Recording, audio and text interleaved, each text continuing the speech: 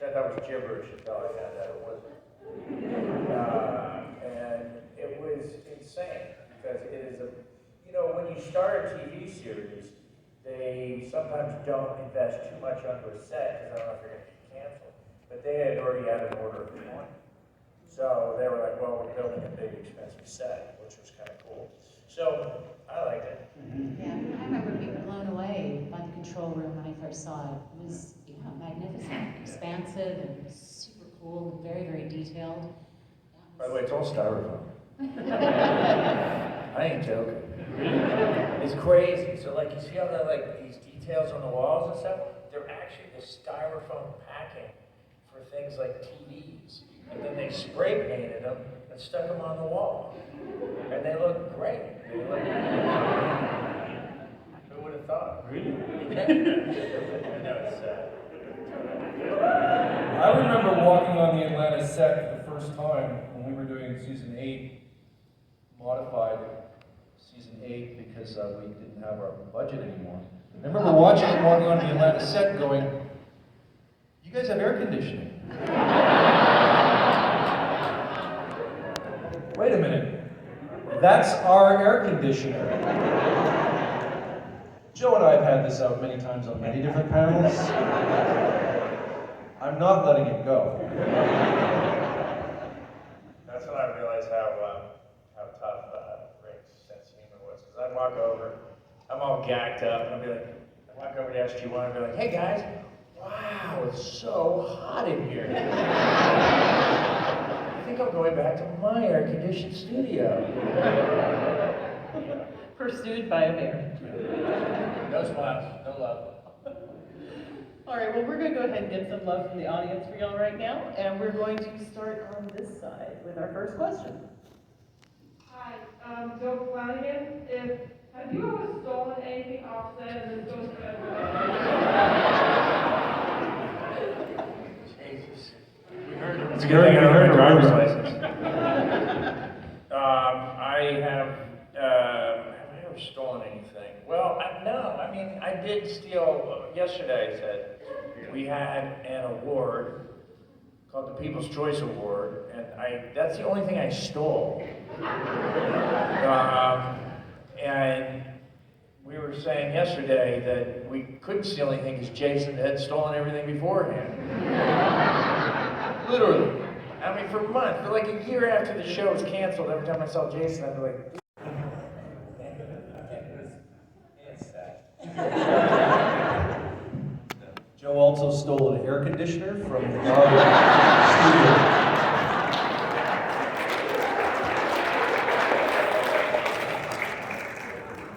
That's fair. All right, thank you very much. We have a question over here. I was wondering what y'all's thoughts were when you first got involved with Stargate.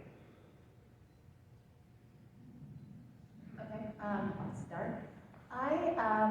Like Joe mentioned yesterday on the panel, I didn't know a lot about Stargate.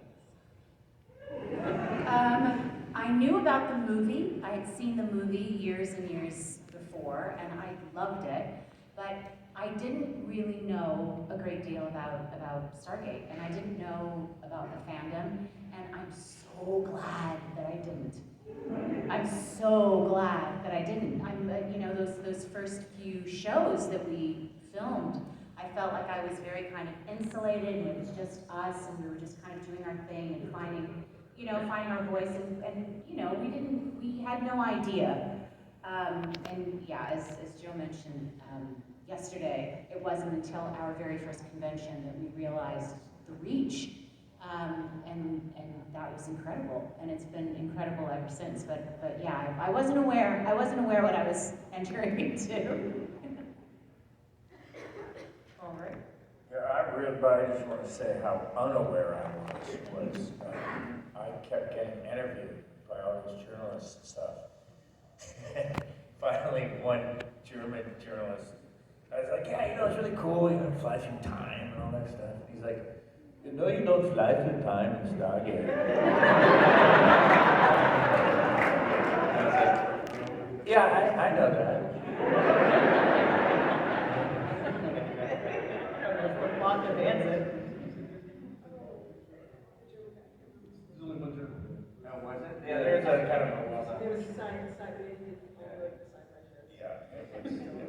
embarrassing moment. I was like, but we will fly through time.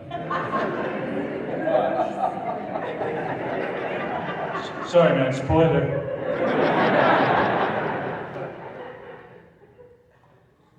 So Lexa, Michael, what about you? What's your first entry point into Stargate? I don't know, it's kind of hard because like I said yesterday, I knew pretty much everybody that worked on Stargate socially through Michael, so it was kind of like, fuck, I have to work with my husband? Damn, but it was fun. I got to work with Claudia Black, that was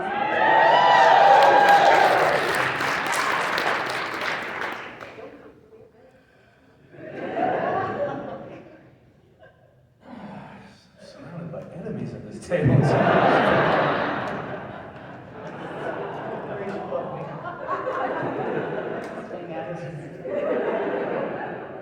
feel a divorce coming on.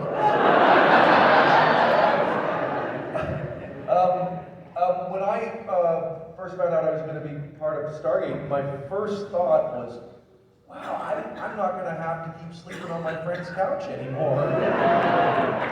Because I had just finished the second season of a theater festival out in Ontario, the Stratford Festival, and was literally like, oh, well, now what do I do? And just started auditioning and didn't have my own apartment, was moving to Toronto in some way, shape, or form, and was literally crashing on my buddy's couch when I was auditioning for the show. So that was a big plus. 25 years old, I was like, yeah, this is okay. Yeah. So yeah, that's practical but true. Chris?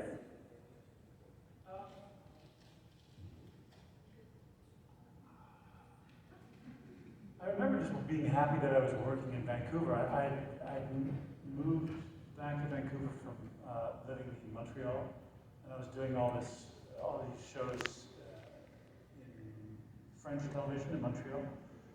And I was playing this kind of Fagin-like character who was running these, out of a bar, he was running these underage kids selling drugs and all sorts of stuff. So it was typically kind of bad guy that I started early on. And then I was offered this incredibly nice man, Holly. And I was overjoyed because I walk on and you think, okay, who am I working with? And who's this person I'm working with? And of course, Rachel is the person I'm working with. So needless to say, I was very happy. And so it was a very joyful beginning. I'd already done something, an episode of Stargate with Amanda. I'd already worked with Mark Wood, and so it was kind of like going back to a group of people who I enjoyed working with. So it was all positive. It was great. You started here and it just started.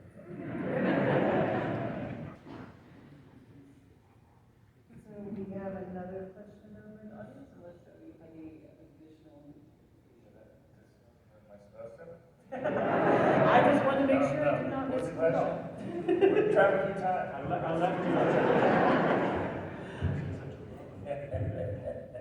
All right, so we have a question over here. Hey guys, thanks for coming. Please come back every year. I feel like doing this. This is Michael Shanks. Your portrayal of Daniel Jackson is so good, so spot on at the very first episode from the beginning. Which is important because your expectancy for Russell coming out and seeing a diver is very small. And you're like, but I really felt for a second, it's like, is that James Spader? It's so good. Like, how much embody that same character. Talk about the practice, what you did to prepare for that role, and how it's done so well. I watched the movie like 4 times, and then I ripped the shit off of James Spader.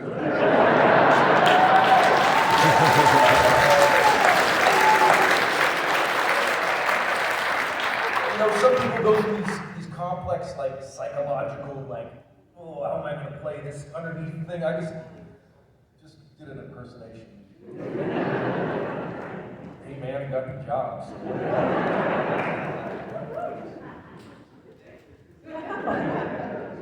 Are you flying our plane tomorrow? Just so where do you need to go? Because I'll give you an honest answer, like, with some ways and shit. Just let me know. I already got roasted by Willie Chat this morning. Okay. There's not enough room for two captains in there.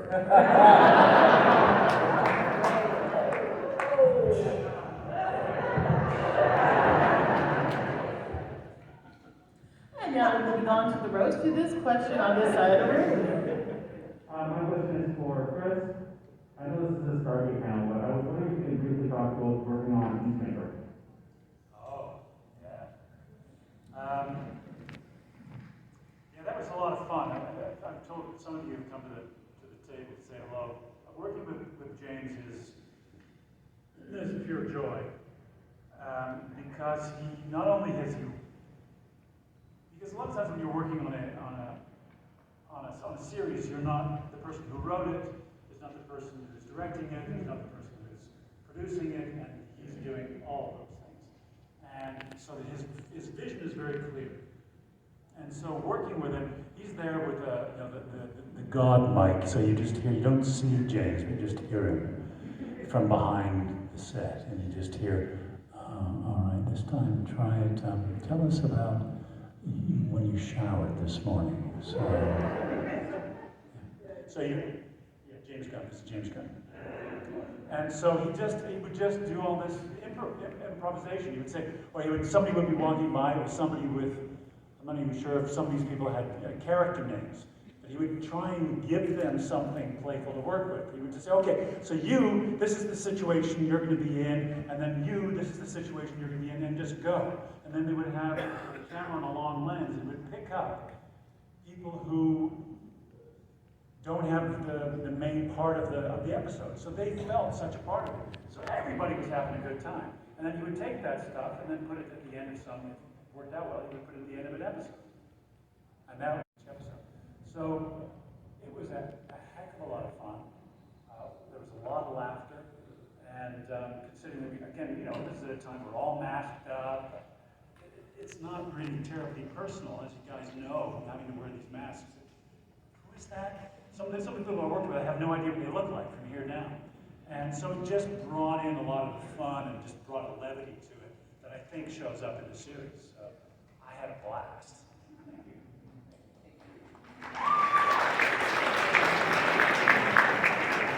All right, our next question is over here on this side. Question for Mike. In the episode of Black Box, when Daniel becomes host of all different personalities, there is a moment at the end where it's sort of like bad. I was wondering, did you do that all in one take and you would do the cuts, or would you do a personality and stop and reset to another personality? No, I would do it all. Actually, it's kind of funny. The whole bit, most of the stuff that Richard's father had passed away at the beginning of that filming of that episode, so he had to go away for a few days to look after things and go to the funeral and whatnot. And so Terrell and I have been working on the scenes for those days. We filmed most of them, and then Rick had to come in and we had to shoot his coverage where he's watching all of this stuff take place from the observation area. And so Terrell and I have been doing it for so long that we just we did a play for him. Basically, we went through all of our scenes and I just transformed back and forth between all the characters. Obviously, we did multiple takes because you see all the different angles and whatnot that Peter sort of shot it from. But for the most part, it was all kind of done continuously. Especially, like I said, by the end of it, it was kind of like its own one-act play, because Terrell's so much fun to work with, and we were both sort of, I had dialogue memorization was the least of my concerns at that particular point.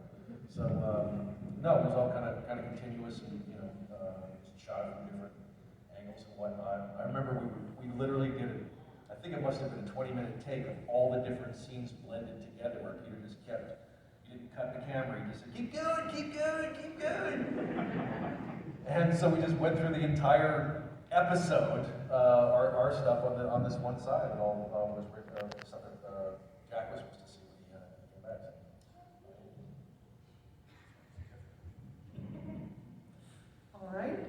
questions on that side? Okay, we're going to this side.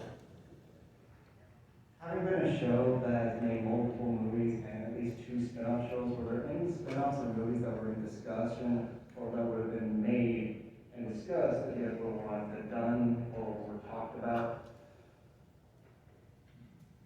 That you can talk about. I know there was Stargate on Ice. Yep. I think it was Todd, P.I., wasn't that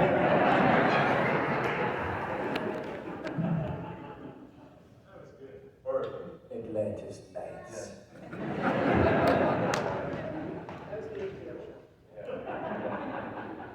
I mean, I know that we ended our show on an incredibly bizarre, idiosyncratic note because we were supposed to go shoot 2 movies. And we did not. So we quite literally, the show ends half sentence, so to speak. It's a little bizarre. And I actually never saw the scripts of the movies, but I'm assuming that I kill people and win, I guess. Hasn't Joe Malazzi posted a bunch of the stuff from the Atlantis movie on his blog or something like that? Is that right? Yeah. You should check it out. It's on the internet. I did a reading of it actually at Comic-Con.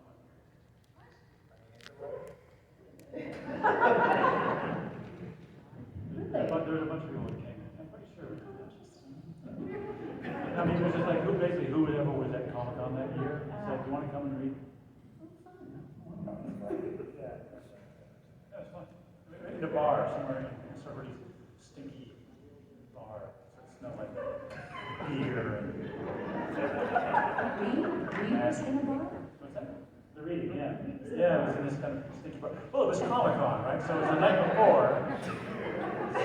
They hadn't cleaned, and of course they didn't think, well, why bother, because we're having another party tonight. This is why Chris plays so many bad guys. In case anybody's wondering why he has this penchant for playing cannibals.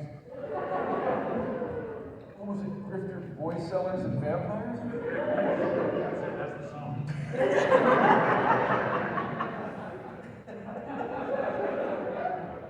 There was, you know, that the second to last episode of our show, Vegas, I did make a pitch on that they seem to be kind of interested in for a little while. Now, I don't know if that's just them blowing hot air up people's asses when the show's canceled. Maybe it was, but there was a discussion about taking the character and spinning it off. And I thought that was kind of cool because he was kind of like Rockford. And I was like, all right, that's cool. Didn't go anywhere. There's always the future. All right, so we're going to go to the next question. Hello, great to see you all in the great honor on your roles. My question is for Joe, and any of you chime in this as well if you want. Are there any character traits or lessons that your character learned that you take to use in your daily life?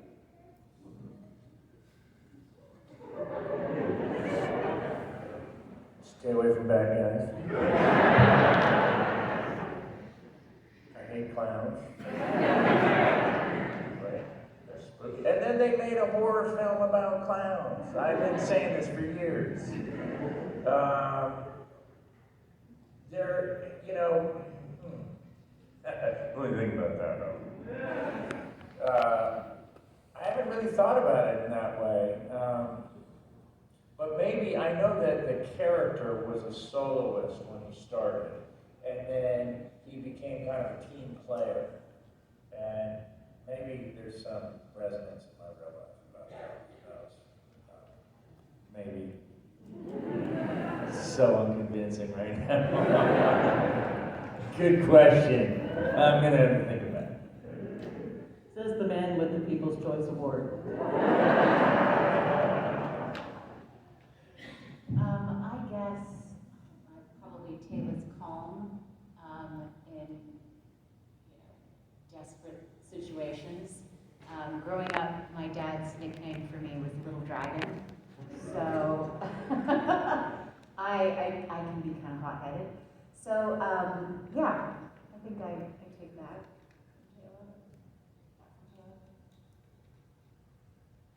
I've never seen your hot-headed side, I gotta say. I'm kind of curious.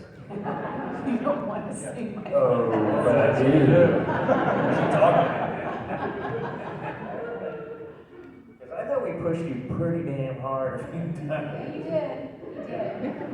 Jason saw it. Jason saw it. I did. Yeah. Oh, anyway. Somebody, do you understand that? No. That was, yeah. The most I genius. anticipated, how about the rest of you? I have to say there's a genius moment when these, I don't remember what episode, I obviously don't remember the name of episodes very well, but it was an episode, and Rachel's here, Jason's here, and they're kind of like drugged out or something, and I'm in the middle, and the camera's like this, and you know, she's got to hit Jason, and you know, the deal is always you can stay really far away from somebody when you hit them because the camera makes it look like you're close. And anyways, I'm sitting there, and action, and He was supposed total to contact. duck. He was supposed to I just duck. looked at him and I was like, I was like, this is genius, do not yell cut. And Jason's nose goes, shh. Blood comes out and I was like, I love this. And I think it was Andy, I think to his credit, he did not yell cut. Yeah. And then of course Rachel's like, I'm so sorry. I'm sorry, that was awesome. He was supposed to dodge. He didn't dodge. I ended up buying him flowers. He was so upset. So basically, the question from yesterday, you provided the best practical effect.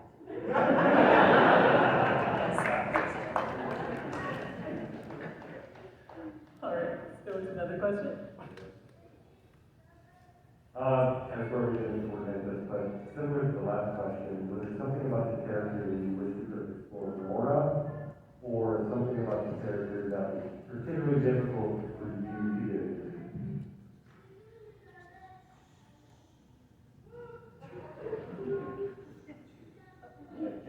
Oh gosh, okay. I would have loved for us to have explored Taylor's ancestry, Taylor's people a little bit more. When I auditioned for the character, there was this fabulous scene. I don't know if you remember, but anyway, we did. He does.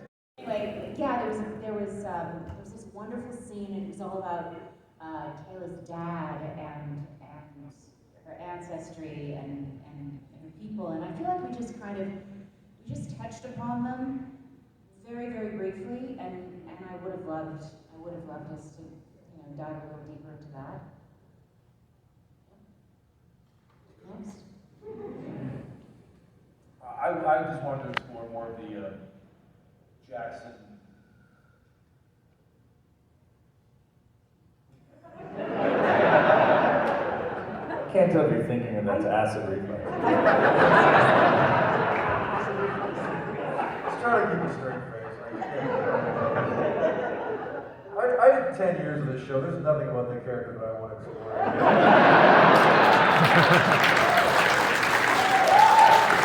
Maybe some more of the Jackson Shepard love story, but that was just starting to blossom and, you know, the wheels fell off, so yeah. I would like to see that. For anybody that's asking about the spin-off, that's the spin-off.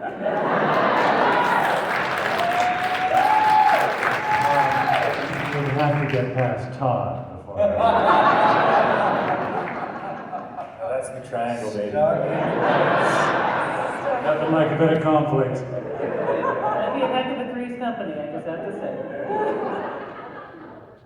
Is that interspecies? I don't even know. Okay, Lexa, over the back. I don't know, I would have liked to, I don't know, Carolyn was like just kind of a boring doctor. I mean, I liked her, don't get me wrong. Maybe a little bit more of her life outside of the base. That would be nice. Her love of Carter, I don't know, something like that.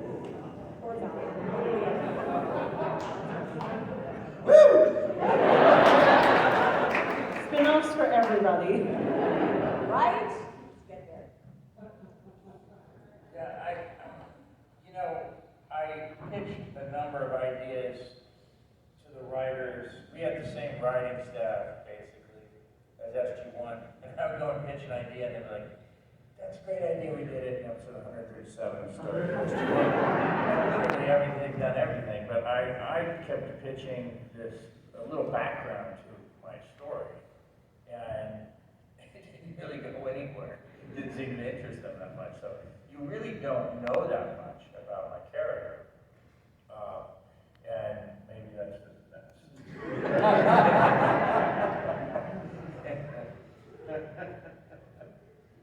So I would explore maybe a little bit more of that.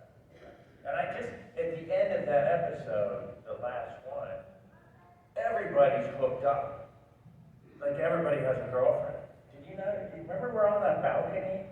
And like, was it you and Jason now? And then it was like, No, I didn't have anybody. Neither did I.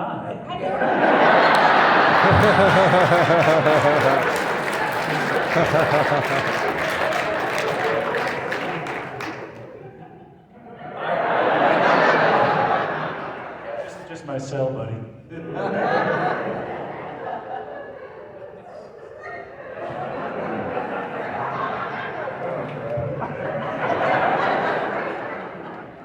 So what about Todd? What would you like to explore? I have mixed feelings about that because I think asking for more scenes with Todd means more early get-ups and putting on the makeup. There's a reason why James wanted to pull out of his version of Wraith life. I wanted to actually explore more of Halling, to be completely honest, and I was quite disappointed that I didn't get to do that, really. More of the same, what you're saying, is just exploring that. Anyway, yeah, I would like to see more of Halling.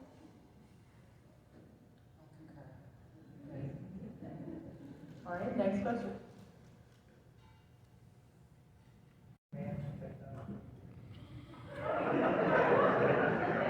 I mean, if you saw the props, you'd understand why. You'd be like, oh my God, we're fooling people. This is amazing. Movie magic. Sometimes I wonder if Joe should be out there asking questions rather than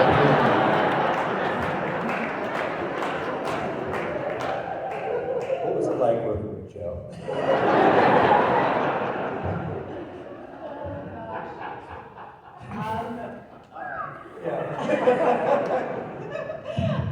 Yes, hello.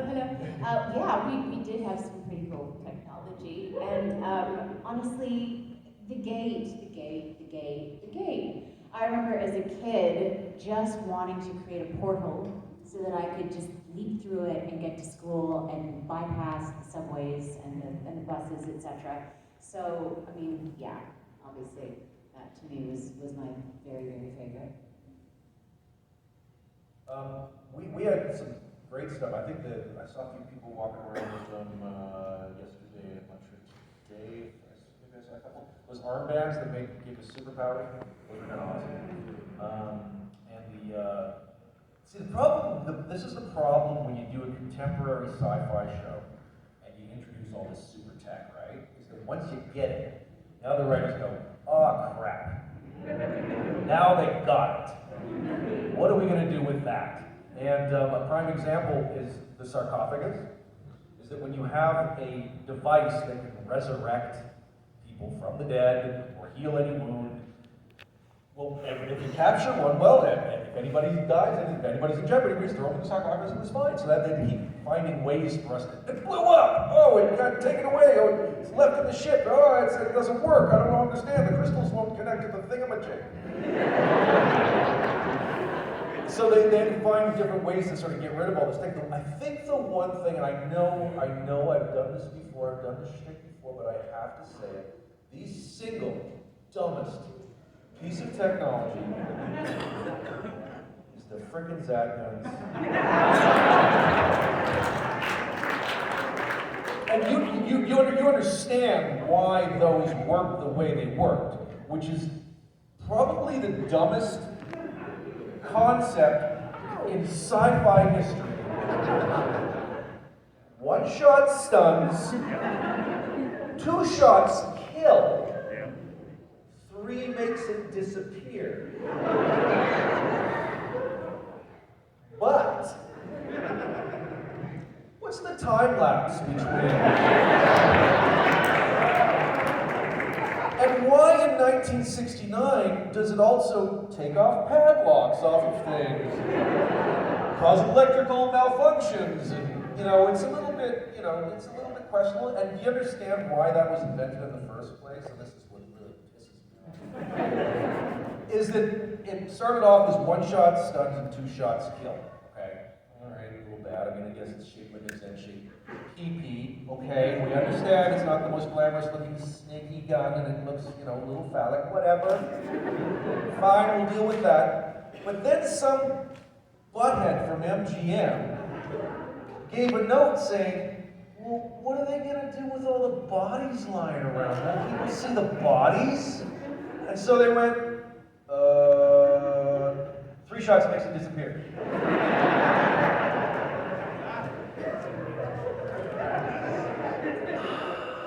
Collective brain power of our learning department. And because of the nature of the weapon, and because they get stunned, which was helpful in a PG kind of show, they wanted us to carry them as sidearms. Does anybody have one here? Somebody always says, "Hey, can I blow that for just 1 second?"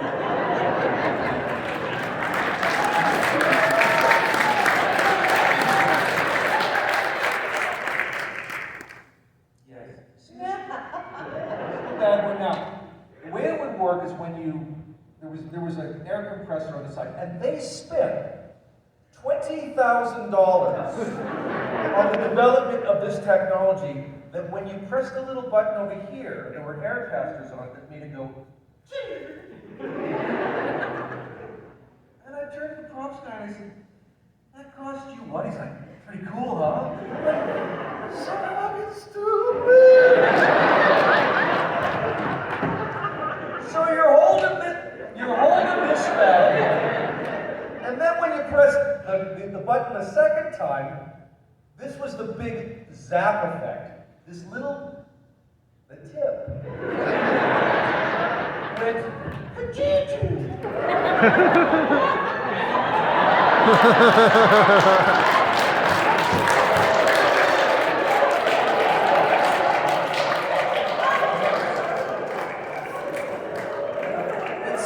It's not for my pleasure. This part went back, and then of course everything else was a CGI effect of the electricity arc coming out and everything else. So you're sitting there going, "This is the big sell."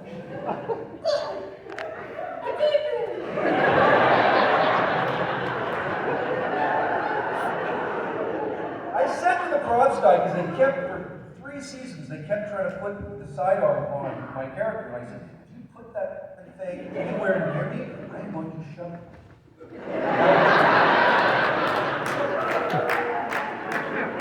So, to answer the question about favorites, I'm going to go with that wasn't.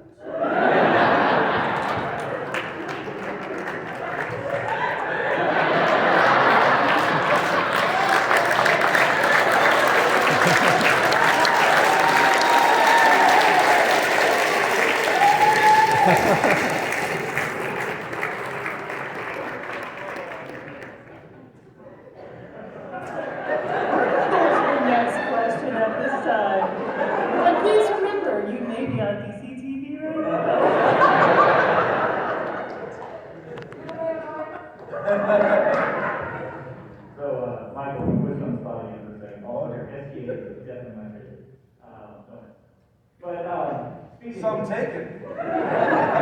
Well, to recover. Your interactions in the Lost Tribe with David Hewlett. I've signed an NDA to not talk about David Hewlett. His people are very strict about some of his idiosyncrasies, and his hyperbaric chamber and all the other things. No, I'm just kidding. David's a lot of fun, although it was kind of hilarious because when I came on to Atlantis for that two-part episode, we ended up spending a great deal of time in the armored suits. And, well, I think it's fair to say that David bitches a lot. and I sort of had about a month off from shooting something else, and I was kind of rested and happy to be working on the show and excited to come back and see everybody and everything like that. And David from the get-go, I mean, his character's kind of grumpy, but so is David. So it was kind of fun to listen to him just whine the entire, isn't it hot? Are you hot? This is hot. This whole suit is hot. Why do they put us in this shit? I didn't understand it. I'm whining now. I'm sorry. I'm whining. I'm sorry. It's been a long season so far. It's just, it was time for a break. It's hot. Are you hot? I'm hot. But the best part about working with David is that our days finished early a lot of the time because we both talked so fast. But we ran out of dialogue and they ran out of things for us to say, so we were done by like just after lunch most days. Okay, Aaron, next question, please. Hi there, thank you for coming to Dragoncon. We really appreciate you being here. I have a question for Chris. What the heck is this blue thing on your forehead? It took you guys 45 minutes to come.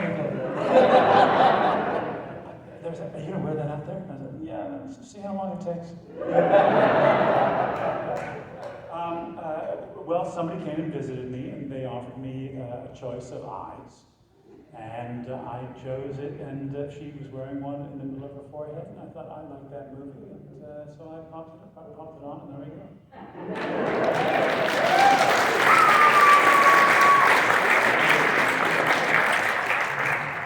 Is it okay if I look at you like this?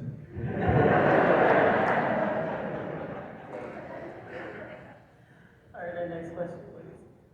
Hi, I was wondering, have any of you ever been, like, out in public and somebody stops you, but they thought you were somebody else? Like, you've been mistaken for a different celebrity before? I've been mistaken for Rachel.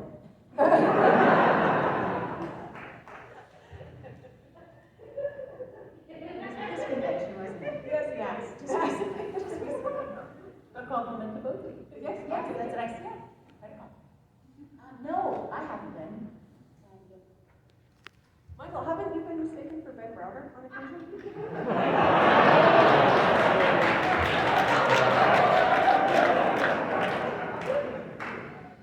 I will tell a funny story about that. I'm talking. That's a long story. It's not relevant. I kind of want to tell it. That's a rare moment of self-restraint. Let's just take a moment. This kind of is a little bit off topic, but you'll get it. I was auditioning for I was doing Smallville, and Tom Welling was producing another show called Hellcast. He was about to do a casting. There was a coach, a football coach, and he came to me when we were filming one day on Smallville, and he said, "I think you'd be perfect for this part. Can you read for this part?" And he told me about it, and I said, "Okay, I'll take a look at it." Read for it. They brought me down to Los Angeles to screen test for it. And the way I decided to do it, I said, well, I didn't play football, and I said, well, down here in the South, it's a big game. And I said, I got a little bit of an accent. I'm going to do Ben Browder. That's what I'm going to do. So I put on a little bit Ben Browder, and I sort of did it like that, and I didn't get the part. And this was on a Friday. They had to start shooting on Monday, and I said, well, you got to cast me because you're screwed if you don't. And they didn't. They had an emergency casting session, and they started filming on Monday. You know who they cast the part? Ben Browder.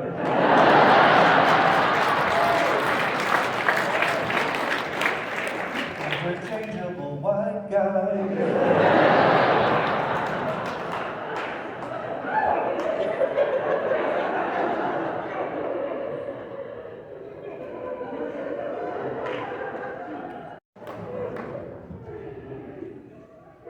Yes, since I don't know if we're following that exactly, we're gonna go to our next question, which may, in fact, need to be our last question, because we are coming close to the end of our time together for today. All right, so my question is for the rest of you, because we already know, Michael, you don't like this app. Do you have any costumes or prop elements that you worked with that were either your favorite or that just really frustrated you guys?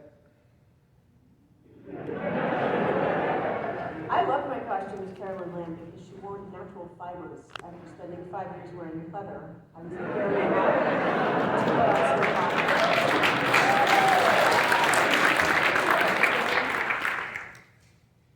You know, I didn't know the story for DragocCon. And separately, I'm on Atlantis, and they handed me those DragocCon ones. I go, what the hell is that? They go, DragocCon, you don't need me shipping. I go, I'm not carrying that. He goes, no. I literally said, no, I'm not doing it. I have a 9mm Glock. It's fine. I obviously felt the same way. But we had, I had, my outfit was super simple because it was just a uniform. And that's what I loved about work. It's very easy by the time you get to set and you go through hair, makeup, wardrobe, 15 minutes for us.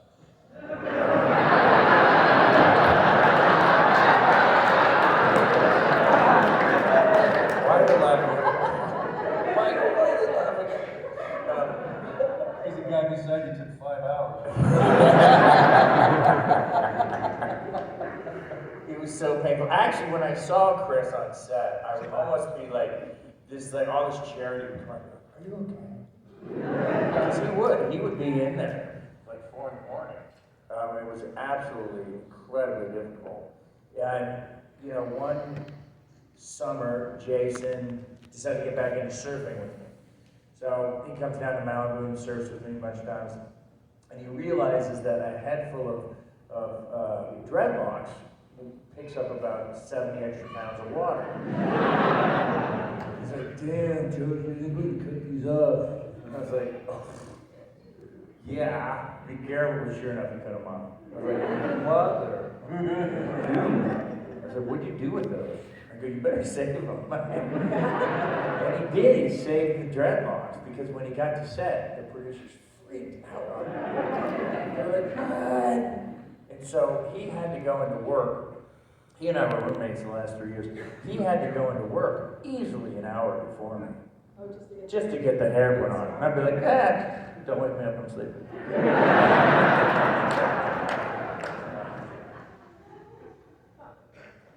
I have no complaints about the wardrobe or, you know, I loved everything that the wardrobe department created for Taylor. It's, yeah, I loved it. Although, on the note that you made, Michael, of David's complaining, I will never forget the first season when we were all in our uniforms and he kept complaining that it was like riding up his crotch and it was too tight on the waist and it's like, isn't it pinching? Isn't it pinching you? I mean, isn't it, I remember. I mean, it was a constant battle. He was constantly marching into the wardrobe department like, you've got to lower the view, it's too high, and it's this and that. Anyway, I never had a problem with it. Well, we had our way with David. And I just want to tell you, this is a classic example of must have been one of the early seasons. And Polly bitches a lot too. McGillian. And together they're like an old married couple. And we're shooting outside and it's a long day and it's kind of raining and there's a scene they have to carry a wounded soldier. And of course I'm like the leader, so I just like gallop to the top and I'm like, all right. Walk off and they're schlepping the soldier. And we're going up this hill.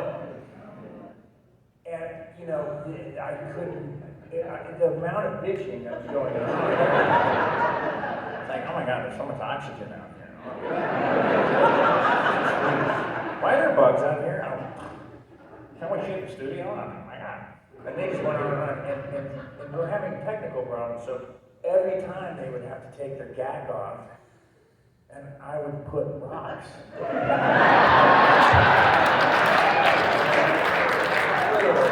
had to like take 12, and they were like, Jesus Christ. What morons, they had no idea. And now you know the rest of the story. And unfortunately, that's the end of the story for today. We're out of time. But let's give a hand over one